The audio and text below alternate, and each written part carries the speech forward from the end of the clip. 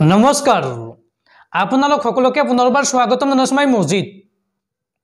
বন্ধুসকল বলগতে চাওক আজি সন্ধিয়াৰ 7টা গুৰুত্বপূৰ্ণ খবৰ প্ৰথমটো খবৰ আইপিএছ বিষয়া আনন্দ মিশ্ৰৰ পদত্যাগ চাকৰি এৰিব এছপি আনন্দ মিশ্ৰই 16 জানুৱাৰীৰ ভিতৰত পদত্যাগ বিচাৰি শীৰ্ষ মহললৈ পত্ৰ লিখিছে আনন্দ মিশ্ৰই আৰু অতি শীঘ্ৰে আনন্দ মিশ্ৰই ৰাজনৈতিক পথাৰত ভৰি দিয়াৰ সম্ভাৱনা আছে চাকৰি এৰিব এছপি আনন্দ মিশ্ৰই 16 জানুৱাৰীৰ ভিতৰত পদত্যাগ বিচাৰি শীৰ্ষ মহললৈ পত্ৰ লিখিছে আনন্দ মিশ্ৰই 18 ডিচেম্বৰতে পদত্যাগ পত্ৰ প্ৰেৰণ কৰিছে আইপিএছ বিষয়াগৰাকীয়ে সামাজিক আৰু ব্যক্তিগত কাৰণত অব্যাহতি বিচাৰিছে আইপিএছ আনন্দ মিশ্ৰই উল্লেখযোগ্য যে অসম মেঘালয় কেডাৰৰ আন এজন বিষয়াও অতি শীঘ্ৰে কৰিব পদত্যাগ আৰু আনন্দ মিশ্ৰই ৰাজনৈতিক পথাৰত ভৰি দিয়াৰ সম্ভাৱনা আছে সেই হেতুকে চাকৰিৰ পৰা অব্যাহতি বিচাৰিছে বিহাৰৰ বক্সাৰ সমষ্টিৰ পৰা নিৰ্বাচন কৰাৰ সম্ভাৱনা আছে আইপিএছ আনন্দ মিশ্ৰই পৰৱৰ্তী খবৰ জনপ্ৰিয় কণ্ঠশিল্পী জুবিন গাৰ্গৰ সংগীত অনুষ্ঠানৰ মাজতে ভয়ংকৰ অঘটন জুবিনৰ সংগীত অনুষ্ঠানৰ মাজতেই ভয়ংকৰ পথ দুৰ্ঘটনাত মৃত্যু হৈছে 5জনকৈ যুৱকৰ নিশা বালিপৰাৰ ভিন্ন প্ৰান্তত কেইবাটাও পথ দুৰ্ঘটনাত মৃত্যু হৈছে এই যুৱক কেইজনৰ বালিপৰাত জুবিনৰ সংগীত অনুষ্ঠানৰ মাজতে ভয়ংকৰ অঘটন 5জনকৈ যুৱক নিহত হৈছে ভয়ংকৰ পথ দুৰ্ঘটনাত পৃথক পৃথক স্থানত হোৱা দুৰ্ঘটনাৰ পিছতেই হাহাকাৰ অৱস্থা বিদ্যালয়ৰ শতবৰ্ষ অনুষ্ঠানত গীত পৰিৱেশন কৰিছিল জুবিন গাৰ্গে আৰু তাৰ মাজতে কেইবাটাও প্ৰান্তত ভয়ংকৰ পথ দুৰ্ঘটনা সংঘটিত হয় এই পথ দুৰ্ঘটনাত নিহত যুৱক কেইজন হৈছে ক্ৰমে কাছেম আলী ৰছ ইছলাম বিপুল দাস দেৱজিৎ বসুমতাৰী আৰু সৰফুং বসুমতাৰী আৰু এই যুৱক কেইজনৰ মৃত্যুত এতিয়া শোকাকুল পৰিৱেশে বিৰাজ কৰিছে সমগ্ৰ অঞ্চলটোত পৰৱৰ্তী খবৰ দেশৰ লাখ লাখ কৃষকলৈ ভাল খবৰ বৃদ্ধি কৰা হল পিএম কিষাণ সন্মান নিধিৰ ধন পিএম কিষাণ সন্মান নিধিৰ ধন 9000 টকালৈকে বৃদ্ধি কৰিলে মোদী চৰকাৰে নৱবৰ্ষৰ প্ৰাকখনত দেশৰ লাখ লাখ কৃষকলৈ অত্যন্ত ভাল খবৰ পিএম কিষাণ সন্মান নিধিৰ ধন বৃদ্ধি কৰি দিলে মোদী চৰকাৰে 6000 টকাৰ পৰিৱৰ্তে এতিয়াৰ পৰা প্ৰতি বছৰে পাব 9000কৈ টকা এটা কিস্তিত 2000 টকাৰ বিপৰীতে এতিয়াৰ পৰা 3000কৈ টকা পাব কৃষকসকলে লগতে বৃদ্ধি হ'ব ফসল বীমাৰ ধনৰ পৰিমাণো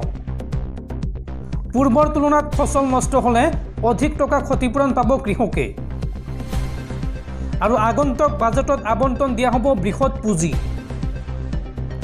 কৃষকৰ বাবে বাজেটত ৰখা হ'ব 2 লাখ কোটি টকা আগন্তুক 5 বছৰত কৃষকৰ আয় 50% বৃদ্ধিৰ পৰিকল্পনা মোদী চৰকাৰৰ বন্ধুসকল তাৰপিছত 4 নম্বৰ খবৰটো জনোৱাৰ আগতে আপোনালোকৰ এটা সৰু ৰিকুৱেষ্ট যদি তেওঁলোকে এই ভিডিঅ'ত লাইক কৰা নাই তেন্তে প্লিজ এটা লাইক কৰি দিয়ক আৰু এনেকুৱা ধৰণৰ নতুন নতুন ভিডিঅ' পাবলৈ চেনেলটো সাবস্ক্ৰাইব কৰি কাষত থকা বেল আইকনটো প্ৰেছ কৰি ৰাখক পৰৱৰ্তী খবৰ আধাৰ কাৰ্ডক লৈ ডাঙৰ আপডেট এতিয়াৰ পৰা সহজতে আপুনি নাপাব আধাৰ কাৰ্ড এতিয়াৰ পৰা আধাৰ কাৰ্ড বনাবলৈ হ'লে আপোনাক প্ৰয়োজন হ'ব 180 দিন আৰু পাছপৰ্টৰ দৰে পৰীক্ষা কৰা হ'ব কেইবাটাও স্তৰ তাৰ পিছতহে আপোনাক দিয়া হ'ব আধাৰ কাৰ্ড নোহোৱা লোকসকলৰ বাবে ডাঙৰ খবৰ এতিয়াৰ পৰা আধাৰ কাৰ্ড উলিয়াবৰ বাবে আপুনি মানিব লাগিব বহুকেইটা নিয়ম আবেদনৰ 180 দিনৰ মূৰতহে আপুনি লাভ কৰিব আধাৰ কাৰ্ড এই সম্পূৰ্ণ প্ৰক্ৰিয়াৰ বাবে আপোনাক প্ৰয়োজন হ'ব 6 মাহতকৈ অধিক দিন আৰু পাছপৰ্টৰ দৰে কঠিন হ'ব নিয়ম ৰাজ্য চৰকাৰৰ দ্বাৰা আবেদনকাৰীৰ সকলো নথিপত্ৰ পৰীক্ষা কৰা হ'ব আধাৰ কাৰ্ড প্ৰস্তুতৰ বাবে বাধ্যতামূলক হ'ব ৰাজ্য চৰকাৰৰ অনুমতি আৰু কেইবাটাও স্তৰত পৰীক্ষা কৰা হ'ব আবেদনকাৰীৰ তথ্য আৰু সকলো ঠিকে থাকিলে তাৰ পিছতহে দিয়া হ'ব আধাৰ কাৰ্ড পৰৱৰ্তী খবৰ ৰাজ্যবাসীলৈ ভাল খবৰ ৰাজ্যত বৃদ্ধি নহয় বিদ্যুতৰ মাচুল ৰাজ্যজুৰি বিতৰ্কৰ পাছতেই এই স্পষ্টীকৰণ এপিডিচিএলৰ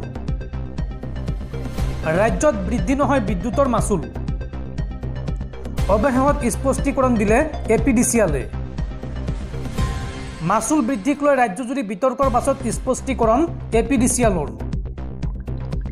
অব্যাহত থাকিব 2023 চনৰ এপ্ৰিল মাহত নিৰ্ধাৰিত মাচুলৰ নিৰিখ বিদ্যুতৰ মাচুল বৃদ্ধিৰ খবৰে তোলপাল লগাইছিল ৰাজ্য আৰু তাৰ পিছতে চৰকাৰক তীব্ৰ সমালোচনা কৰিছিল জনতাই আৰু অৱশেষত চৰকাৰৰ জনতাৰ ওচৰত হাৰ মানিলে চৰকাৰে পৰৱৰ্তী খবৰ ৰাজ্যত পুনৰ ভূমিকম্পৰ জোকাৰণি আজি পুৱাৰ ভাগত পুনৰ এক মৃদু ভূমিকম্পই জোকাৰি গ'ল সমগ্ৰ ৰাজ্য পুনৰ ভূমিকম্পই জোকাৰি গ'ল ৰাজ্য এই ভূমিকম্পৰ অভিকেন্দ্ৰ আছিল অসমৰ তেজপুৰ চহৰ ৰিক্টাৰ স্কেলত এই ভূমিকম্পৰ প্ৰাবল্য আছিল 3.4 নেশ্যনেল চেণ্টাৰ ফৰ ছিছমলজিয়ে প্ৰকাশ কৰিছে এই তথ্য আজি পুৱা 5:53 অনুভূত হয় এই মৃদু ভূমিকম্পৰ জোকাৰণি পৰৱৰ্তী খবৰ আৰম্ভ হ'ব নেকি বিশ্বযুদ্ধ ইজৰাইল পেলেষ্টাইনৰ মাজত চলি থকা মহাযুদ্ধৰ মাজতে এইবাৰ ভাৰতৰ হুংকাৰ ভাৰতলৈ আহি থকা জাহাজত চলা আক্ৰমণক লৈ এইবাৰ গৰজি উঠিছে কেন্দ্ৰীয় প্ৰতিৰক্ষা মন্ত্ৰী ৰাজনাথ সিঙে এই সন্দৰ্ভত কয় যে পাতালত লুকাই থাকিলেও বিচাৰি উলিয়াই অনা হ'ব আক্ৰমণকাৰীক কোনো কাৰণতে সহ্য কৰা নহ'ব ভাৰতীয়ৰ ওপৰত চলা আক্ৰমণ এই হুংকাৰ ৰাজনাথ সিঙৰ মহাযুদ্ধৰ মাজতে এইবাৰ ভাৰতৰ প্ৰতিৰক্ষা মন্ত্ৰী ৰাজনাথ সিঙৰ সকিয়নি কোনো কাৰণতে সহ্য কৰা নহ'ব ভাৰতীয়ৰ ওপৰত চলা আক্ৰমণ পাতালত লুকাই থাকিলেও বিচাৰি উলিয়াই অনা হ'ব আক্ৰমণকাৰীক আৰু আক্ৰমণকাৰীক বিচাৰি উলিয়াই দিয়া হ'ব কঠোৰতকৈ কঠোৰ শাস্তি উল্লেখযোগ্য যে ভাৰতলৈ আহি থকা জাহাজত চলা আক্ৰমণক লৈ এইদৰে গৰজি উঠিছে কেন্দ্ৰীয় প্ৰতিৰক্ষা মন্ত্ৰী ৰাজনাথ সিং দুদিনমান পূৰ্বে সমুদ্ৰত আক্ৰমণ চলিছিল ভাৰতলৈ আহি থকা জাহাজত খাৰুৱা তেল কঢ়িওৱা MV কেম প্লুটো জাহাজত ড্ৰোনেৰে চলাইছিল আক্ৰমণ আৰু লোহিত সাগৰতো আক্ৰমণ চলিছিল ভাৰতলৈ আহি থকা MV চাইবাবা জাহাজত আৰু এই আক্ৰমণৰ ঘটনাক লৈ উদ্বিগ্নতাৰে এতিয়া দৃষ্টি নিবদ্ধ ৰাখিছে ভাৰত চৰকাৰে পৰৱৰ্তী খবৰ শিক্ষকসকলৰ বাবে জৰুৰী খবৰ সলনি হল বিদ্যালয়ত শিক্ষকৰ উপস্থিতিৰ সময় পুৱা 9 বজাত বাধ্যতামূলকভাৱে উপস্থিত হ'ব লাগিব প্ৰতিগৰাকী শিক্ষকৰ উপস্থিতিক লৈ কঠোৰ নিৰ্দেশনা ৰাজ্যৰ শিক্ষা বিভাগৰ সলনি হল বিদ্যালয়ত শিক্ষকৰ উপস্থিতিৰ সময় পুৱা 9 বজাত বাধ্যতামূলকভাৱে উপস্থিত হ'ব লাগিব প্ৰতিগৰাকী শিক্ষকৰ উপস্থিতিক লৈ কঠোৰ নিৰ্দেশনা ৰাজ্যৰ শিক্ষা বিভাগৰ পুৱা 9 বজাৰ পৰা বিয়লি 3:25 উপস্থিত থাকিব লাগিব বিদ্যালয়ত প্ৰাথমিক আৰু মাধ্যমিকৰ প্ৰতিগৰাকী শিক্ষকলৈ এই বিশেষ সময়সীমা নিৰ্ধাৰণ কৰিছে ৰাজ্য চৰকাৰে আৰু উচ্চতৰ মাধ্যমিকৰ শিক্ষকৰ বাবেও বান্ধি দিয়া হল বিদ্যালয়ত উপস্থিতিৰ নতুন নিয়ম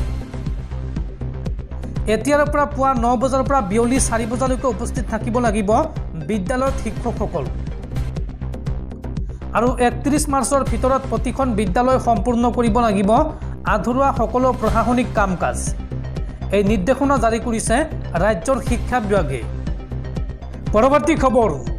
তিতাবৰৰ যুৱক দীপাংকৰ গগৈৰ মৃত্যুৰ তদন্ত ঘোষণা ডিজিপি জিপি সিঙৰ পূব সংমণ্ডলৰ আৰক্ষী মহাপৰিদৰ্শকক তদন্তৰ দায়িত্ব ডিজিপিৰ তিতাবৰৰ দীপাংকৰ গগৈৰ মৃত্যুৰ তদন্ত ঘোষণা ডিজিপি জিপি সিঙৰ আৰক্ষীৰ প্ৰহাৰৰ বাবে দীপাংকৰে চৰম পন্থা লোৱাৰ অভিযোগ পৰিয়ালৰ আৰু এই সন্দৰ্ভত পূব সংমণ্ডলৰ আৰক্ষী মহাপৰিদৰ্শকক তদন্তৰ দায়িত্ব দিছে ডিজিপি জিপি সিঙে থানাৰ সিসি কেমেৰাৰ দৃশ্য তন্নতন্নকৈ পৰীক্ষা কৰিব লাগিব আৰক্ষীয়ে আৰু বিভাগীয় গাফিলতিৰ দিশটো পৰীক্ষা কৰিবলৈ নিৰ্দেশ ডিজিপিৰ যুৱকজনৰ দেহত আছিল আৰক্ষীৰ প্ৰহাৰৰ দাগ এই অভিযোগ পৰিয়ালৰ আৰু তদন্তৰ প্ৰতিবেদনত সংলগ্ন কৰিব লাগিব মেডিকেল ৰিপৰ্ট উল্লেখযোগ্য যে যোৰহাটৰ বিস্ফোৰণত জড়িত থকাৰ সন্দেহত আটক কৰিছিল এইগৰাকী দীপাংকৰ গগৈ আলফা লিংমেনৰ সন্দেহত থানাত নিৰ্যাতন চলোৱাৰ অভিযোগ উত্থাপন হৈছিল আৰু আৰক্ষীৰ নিৰ্যাতন সহিব নোৱাৰি আত্মহত্যা কৰাৰ অভিযোগ উত্থাপন কৰিছে পৰিয়ালে আৰু তাৰ পিছতে এই সমগ্ৰ ঘটনা তদন্তৰ